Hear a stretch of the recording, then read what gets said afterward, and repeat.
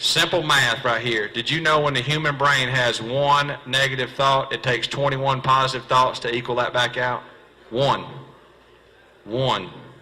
You have to be the positive guy in the group. One thing I admire about Kevin Van Dam, you can't make him negative. I don't care what you do. He's positive. I've never seen nothing like it. This place could be on fire, and he'd be like, well, it's all right. We can do seminars over there. Let's just get everybody together. He never rattles. That's what separates him sometime when people say, oh, you're going in the last day, Van Dam's making a run at it, he's moved into 7th, and there's a rookie leading the tournament. What do you think? I said, I think Jaws is going to gobble him up from behind because you can't rattle his cage. It's a very, very powerful tool in the tackle box. Now, my old roommate, Marty Stone, he used to laugh at me. He said, dude, you don't worry about none of the little stuff, do you? I said, very little, very little.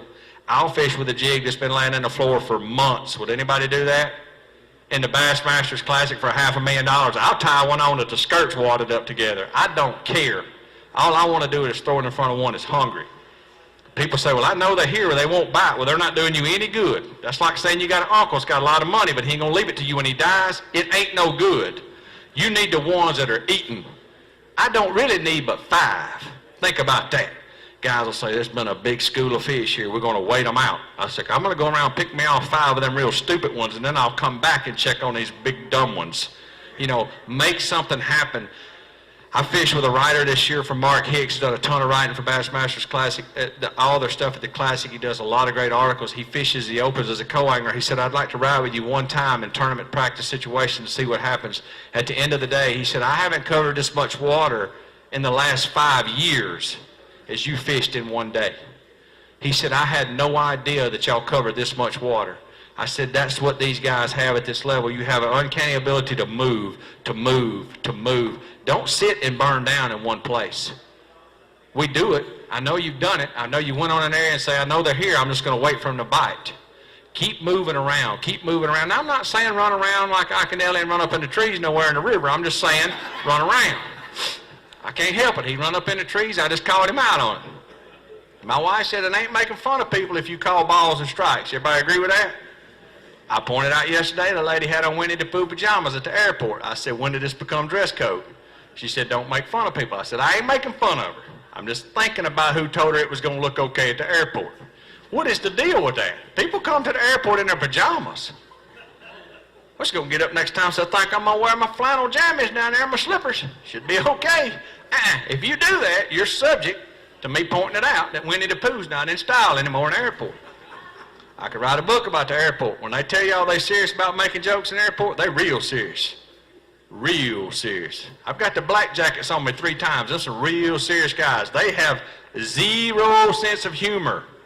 0. I'm taking my gun through the check one time. I'm going on a big hunt. Got my 300 Steyr Win Mag. I call it the Widowmaker. Kill more stuff than smallpox. It's the most deadliest weapon in the world.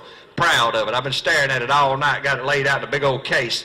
Get up to the check-in. The lady says, sir, I'm going to need to look inside that case. I said, I'll be glad to show you the killingest weapon in the world. And I flipped it open.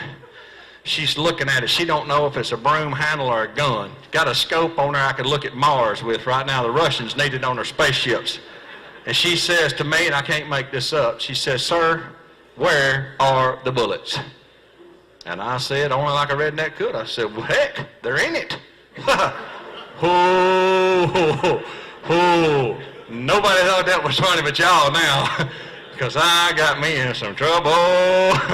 Because I thought, what a dumb question. You think I'd come to the airport with a loaded weapon? So I threw one back out at her. Y'all ever get in those situations in life where you just want to say something dumb back to people to get y'all in as much trouble as it does me?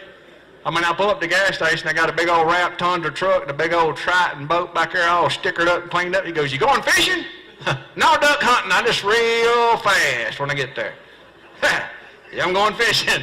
I've been hauling this around Christmas shopping, waiting to put my gifts back here when I get there. Of course I'm going fishing. I'm at a gas station in Gunnersville in a big old jacked up truck and a boat. That's what my wife says. Watch what you say to people in the airport. They take it real serious. You ever had the guy swan that little wand over? He said, sir, where do you think the metal's at? I said, I hit it where you couldn't find it. No. I'm telling you, I'll pull it out in the airport now. I'll make them work for it sometime, but they don't like it at all. I flew back from Japan. I stopped over in Dallas. I'd been flying and flying and flying. I got up there and the lady said, "Sir, we've oversold your ticket. You're not going to be able to get home tonight. We've oversold this flight." In my mind, I was a real slow learner. I barely graduated high school. And we actually called that quit your weight. I didn't really graduate. They just let me quit your weight, which you either had to quit or get out. So I quit your weighted. But I was there. So I'm not a real good adder. But I said, if you got 200 tickets and you sell them to 200 people, who's the idiot that sold 205?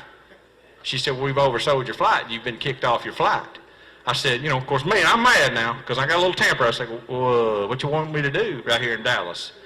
I can't make this up. She says, you got any family or somebody you can spend the night with? I said, my mother and daddy live in the restroom. I'll call them up and see if I can hang out for a little while. That ain't what you want to do. She said, we don't appreciate your sense of humor. I said, I don't appreciate your ability to do math. Needless to say, I got home the next evening. They do pull the strings in the airport. If you smart them up, you will be sitting there. That's why my wife's traveling with me this time. Because we had an 8-hour layover yesterday. She's like, just be easy. I said, I just want to say one dumb thing to one person. She won't let me do it. So, see how simple I keep bass fishing? You try not to sweat the small stuff. I really do my best in life now. And not only is fishing, I mean, I'm here today to talk to you all a little bit about fishing, and that's what we're talking about, how to improve our game on the water, what I think is my strength. But let me tell you that it's how you live your life. It ain't just on the water. You're a PMA guy on land, and you're a PMA guy on water. If you're the dude on land and nothing ever goes right, when you're the dude that gets on the water, it ain't going to go right neither. You have to control how you see the game. You have to, and it's the most important thing we do.